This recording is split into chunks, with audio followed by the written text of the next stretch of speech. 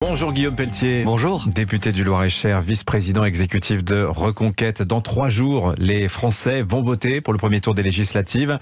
Alors, vous sillonnez la France en ce moment pour soutenir les candidats de votre parti. Ils sont 550.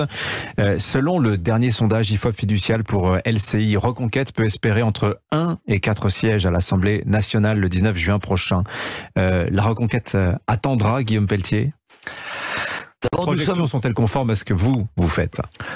D'abord, nous sommes au début d'une épopée. Et avec l'humilité et l'enthousiasme que cela comporte. Éric Zemmour a fondé et bâti, sur le plan intellectuel, idéologique et politique, des fondations. Et d'ailleurs, tous les événements depuis l'élection présidentielle donnent raison à Éric Zemmour, de la polémique du Burkini à celle sur les policiers, en passant parce que nous avons vécu de manière inacceptable et insupportable avec les mensonges en plus du gouvernement sur la question du Stade de France. On aurait aimé, bien entendu, on le répète souvent, cette union des droites et des patriotes, que les dirigeants des Républicains, les dirigeants du Rassemblement national acceptent notre main tendue, et si tel avait été le cas, nous serions en mesure d'avoir probablement 150 ou 200 députés à l'Assemblée nationale. Je dis et je répète que les dirigeants LR et RN portent encore ce matin une immense et très lourde responsabilité, qu'ils ne viennent pas sur les estrades et les plateaux de télévision pendant 5 ans se plaindre des pleins pouvoirs qu'Emmanuel Macron et Jean-Luc Mélenchon... C'est la faute de LR si l'union des droites ne s'est pas réalisée. Bien entendu, vous savez, la vie, c'est de savoir s'accorder sur l'essentiel. Ou alors il faut que les dirigeants du RN et de LR nous disent franchement que pour eux, l'immigration, ce n'est pas grave, que l'insécurité, ça n'est pas grave, que la mondialisation, ça n'est pas grave. Nous savons que les électeurs du RN et de LR sont d'accord avec nous et nous avec eux, et que nous voulons, nous, arrêter l'immigration, mettre fin à la délinquance, soutenir nos policiers et nos gendarmes, récompenser le travail contre l'assistanat, mettre fin à l'immigration et engager ce grand combat culturel, en particulier sur la question fondamentale de l'école. Éric Zemmour d'ailleurs l'annoncera aujourd'hui avec cette proposition de loi pour mettre de côté tous ces lobbies et ces associations militantes qui tentent d'endoctriner nos enfants. Tout ça, ce sont des sujets non pas politiciens, non pas socio-économiques, ce sont des sujets existentiels, essentiels. Et seul Éric Zemmour et Reconquête portent cela. Et donc, je conclue juste, si vous me le permettez, si les Français veulent qu'il y ait quelques voix de droite, patriotes, pour s'opposer et à Emmanuel Macron et à Jean-Luc Mélenchon pendant les 5 ans qui viennent à l'Assemblée nationale, eh bien votez dimanche oui pour les candidats de la Reconquête. Mais j'imagine que vous avez fait votre introspection après l'élection présidentielle. Qu'est-ce qui n'a pas marché? Pourquoi l'union des droites, ça n'a pas fonctionné, alors qu'en face, vous voyez Jean-Luc Mélenchon, sans en avoir parlé pendant la campagne présidentielle, la réalise en l'espace de quelques jours, juste après le second tour de l'élection présidentielle, Guillaume Pelletier? Alors oui, mon premier mot de cette interview, c'était l'humilité. Bien sûr qu'on regarde ce qu'on aurait pu faire de mieux. Éric Zemmour, d'ailleurs, a fait preuve d'humilité. C'était une interview chez vos confrères de BFM où il revenait sur cette élection présidentielle. Mais n'oublions pas, quand on aime l'histoire de France, que l'union et les victoires se préparent sur le temps long. Quand le général de Gaulle commet ce discours de Bahut en 1946 pour bâtir l'union du peuple contre les vieux partis, il va mettre 12 ans, 1958, pour y parvenir.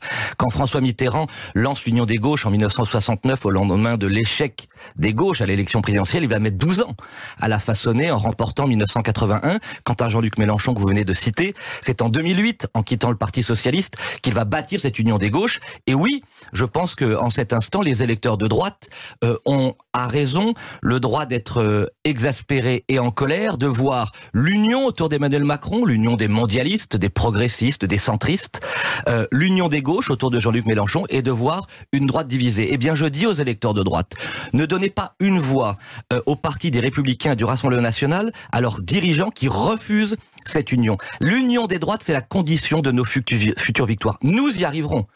Dans 1 an, dans 3 ans, dans 5 ans, nous y arriverons. Mais si on veut bâtir cette union des droites et envoyer à l'Assemblée nationale des hommes et des femmes courageux, déterminés, qui vont parler des vrais sujets et cesser ce contournement du réel, cette négation du réel entretenue par la classe politique, alors je le répète, le seul vote, non pas utile, mais vital et existentiel dimanche, est le vote pour Reconquête et les candidats d'Éric Zemmour. Je vous entends bien, Guillaume Pelletier, mais est-ce que vous pensez que les électeurs sont aujourd'hui dans cet état d'esprit? On a beaucoup parlé du vote utile pendant l'élection présidentielle et on voit quelque part se remettre en place une sorte de vote stratégique, de vote stratège de la part des électeurs électeurs qui disent « Ah ben moi je ne veux pas qu'Emmanuel Macron ait les pleins pouvoirs. Moi je ne veux pas que Jean-Luc Mélenchon soit Premier ministre. » On vote pour éviter le scénario que l'on refuse. Est-ce que ça, pour vous, c'est un danger mortel d'une certaine manière? Bien sûr, vous avez raison. C'est tout au long de cette tournée des régions que nous avons faite avec Nicolas Bay et Marion Maréchal, tout au long de nos combats dans nos circonscriptions, c'est ce qu'on essaye de dire aux Français. Arrêtez avec l'obsession du vote stratégique, pensez un peu à vos convictions, à la France, à vos enfants, à vos petits-enfants. Ce que nous vivons depuis quelques jours avec les propos inacceptables de Jean-Luc Mélenchon sur nos policiers et nos gendarmes. Ce que nous avons vécu avec les mensonges de Gérald Darmanin et du gouvernement sur les événements du Stade de France où 400 délinquants, blédards, clandestins sont venus dépouiller, humiliant la France aux yeux du monde devant 500 millions de téléspectateurs, les supporters anglais et espagnols. Ça, c'est le réel. Nous sommes, nous, les candidats et les élus du réel, de la vraie vie, de ce que doivent comprendre nos compatriotes. Et je reviens, permettez-moi, sur cette question fondamentale, tellement oubliée et galvaudée de l'école. C'est les générations qui viennent.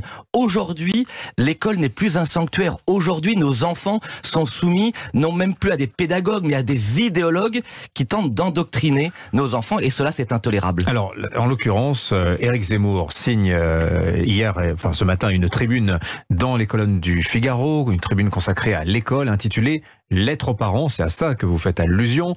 Dans cette lettre, il déplore la nomination de Pape Ndiaye, ministre de l'Éducation, mais surtout la prise de pouvoir des idéologues de gauche, qu'on enseigne aux enfants une pensée obligatoire. Et il dit, Éric Zemmour, dans cette tribune, si je suis élu, ma première proposition de loi visera à interdire l'accès de nos écoles à ces idéologues. Mais vous qui plaidez la droite du réel, est-ce que vous croyez que ça, c'est l'attente prioritaire des Français? Est-ce que c'est soutenable même cette idée d'une interdiction d'accès de nos écoles à des idéologues? Bien sûr. Vous savez, je suis député de la Nation, j'étais professeur d'histoire-géographie, c'était mon premier métier. Et comme tant de Français, j'ai des enfants et je suis très marqué par ce qu'ils me rapportent, ce qu'ils nous rapportent, ce qu'ils nous racontent.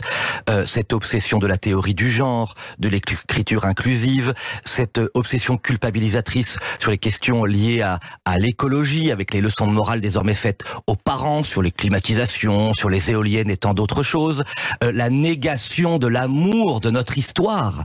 Je suis professeur d'histoire. Aujourd'hui, on fait tout pour déraciner, dégoûter, désespérer nos enfants de notre histoire glorieuse, de 2000 ans d'histoire, de lumière faite d'ombre, certes, mais surtout de lumière de notre grand peuple. C'est ça la réalité. On nous raconte que l'immigration n'est qu'une chance pour la France, que le travail est devenu un esclavage. Eh bien oui, je pense. Nous pensons avec Éric Zemmour que bien entendu que les questions sociales et économiques sont importantes. Nous sommes d'ailleurs les seuls à nous proposer la récompense du travail en luttant définitivement contre l'assistanat, parce qu'ils sont bien gentils tous ces gens qui nous parlent aujourd'hui de l'inflation. C'est l'inflation de la mondialisation de leur politique depuis 40 ans. Ils ont asphyxié nos agriculteurs, nos industries, nos usines, nos ouvriers.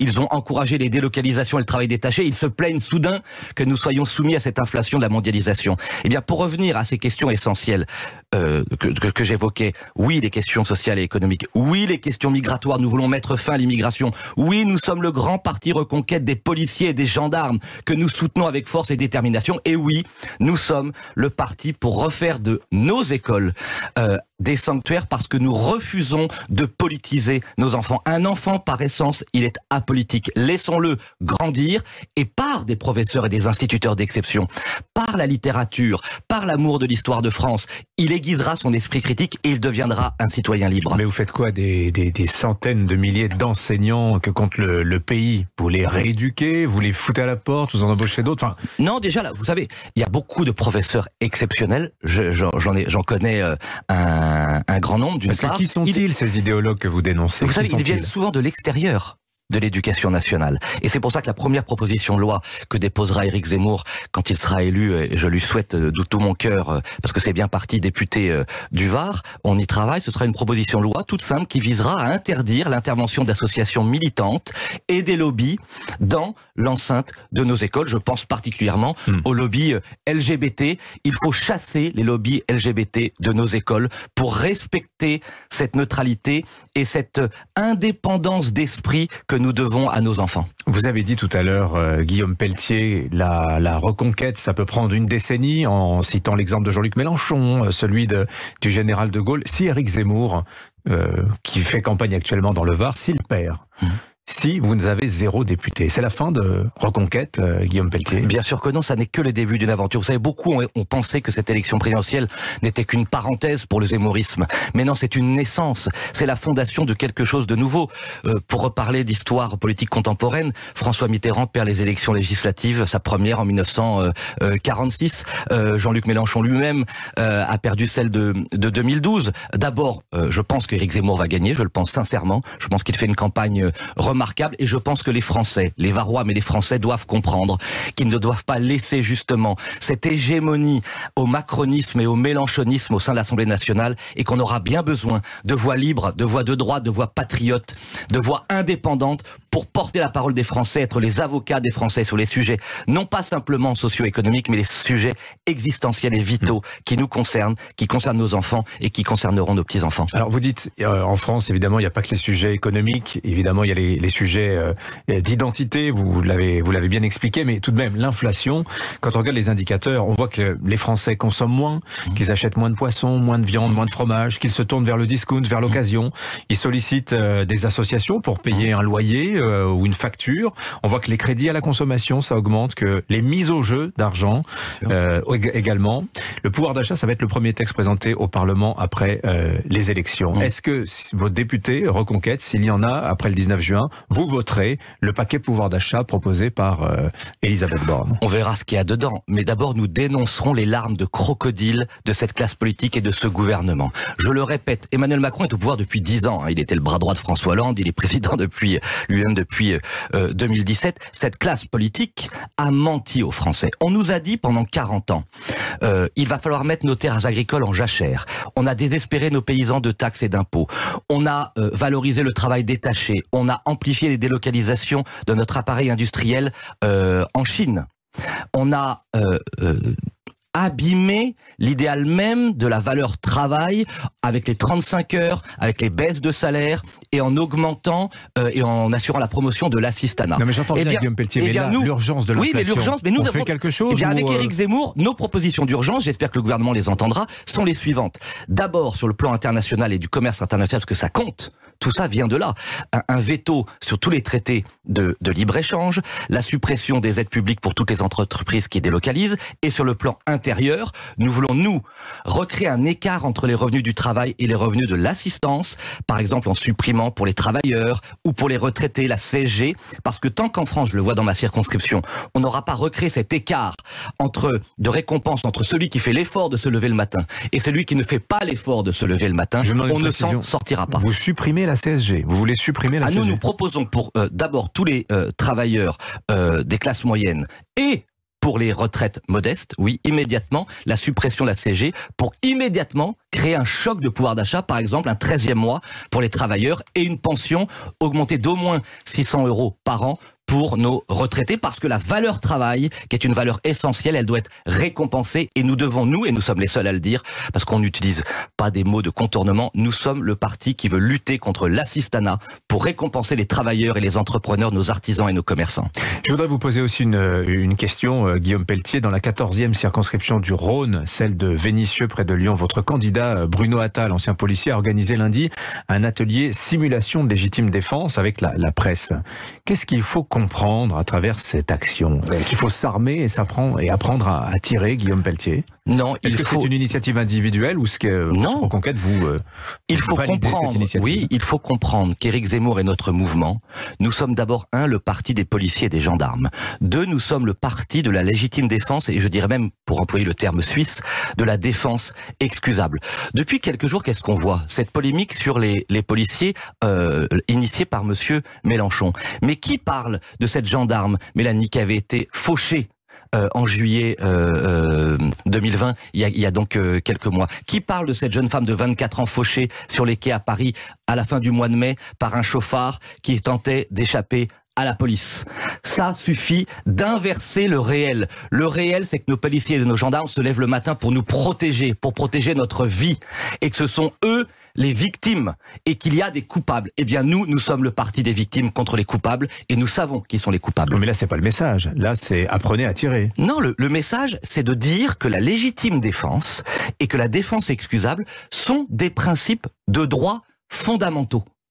Quand on est agressé, on doit pouvoir répliquer. Je pense par exemple, rappelez-vous, à ce bijoutier de Nice qui, pour se protéger face à des cambrioleurs, avait tiré et avait fini par être condamné. C'est-à-dire qu'en France, aujourd'hui, je pense à une vidéo, pardon, je m'échappe un instant du sujet de vos confrères du Parisien que j'ai découverte cette nuit sur un couple de jeunes Français qui a acheté une maison il y a quelques jours, enfin il y a quelques semaines, et qui est dépossédé par des squatteurs, c'est en Île-de-France, et l'État encourage le squat, l'État les abandonne, ils ont payé leur maison, ils sont aujourd'hui à la rue parce que des squatteurs occupent illégalement leur maison. Et bien voilà, Reconquête, c'est le parti du réel et du bon sens. Nous sommes, nous, du côté des gens honnêtes. Merci Guillaume Pelletier. Merci à vous d'être venu ce matin au micro d'Europe 1. Je rappelle que vous êtes député du Loir-et-Cher et vice-président exécutif de Reconquête. Bonne journée à vous. Merci, vous aussi. 8